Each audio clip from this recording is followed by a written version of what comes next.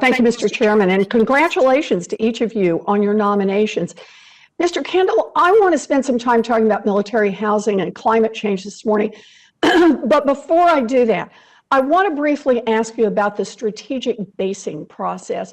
This is the formal process the Air Force uses to decide where to station new aircraft, like the F-35 or the KC-46 that you've been talking about. The Air Force has gone to admirable lengths to ensure that when it's choosing installations for these aircraft, issues like the quality of education available near a base and licensure reciprocity are a big part of the consideration. And this is important because the quality of schools available for their children and the ability of spouses to obtain jobs and sustain careers are critical issues that impact service members' quality of life. Excuse me. So, Mr. Kendall, can you commit to ensuring that the quality of education and licensing reciprocity are indeed factored into the strategic basing process going forward? Thank you, Senator Warren. I have lived in military housing. It's been a while, but I know exactly what that's like and what some of the considerations are. And I actually applaud what the Air Force has done, as I understand relatively recently, to take into account quality of life for families and issues like licensing and the support that the community gives to people. So the answer to your question is absolutely. The process that you described is a several-step process. It gets to a small number of candidates, and then it compares them over several factors, cost, mission support, but also quality of life, and it's really the ability of the community to support a military family. So I think that's all very important and all should be taken into account.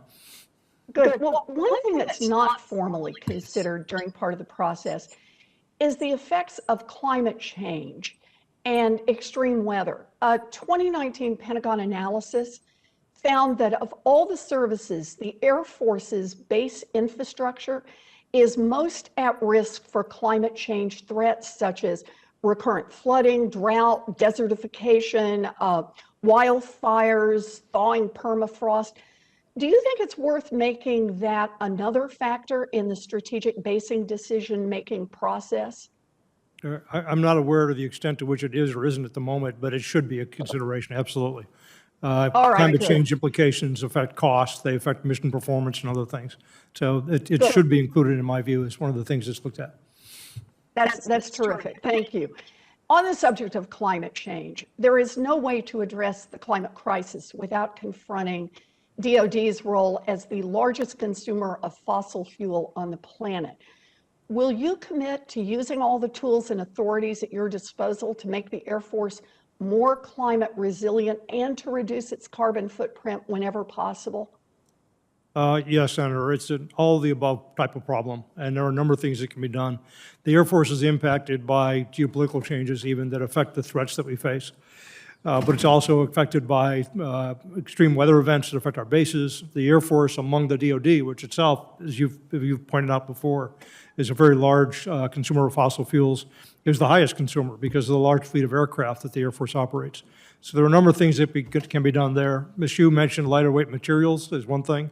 I'm aware of some technology programs on propulsion that would reduce the consumption of fuel substantially and also increase operational capability.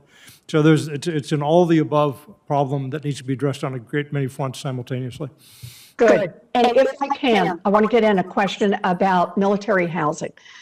We've all heard the stories from military families about the deplorable conditions of on-base privatized housing. The companies that were hired by DoD escaped accountability by fudging their numbers and sweeping complaints under the rug. My office still hears from military spouses that the problem is not getting any better and that landlords are not following the laws that Congress passed that are designed to protect the military tenants.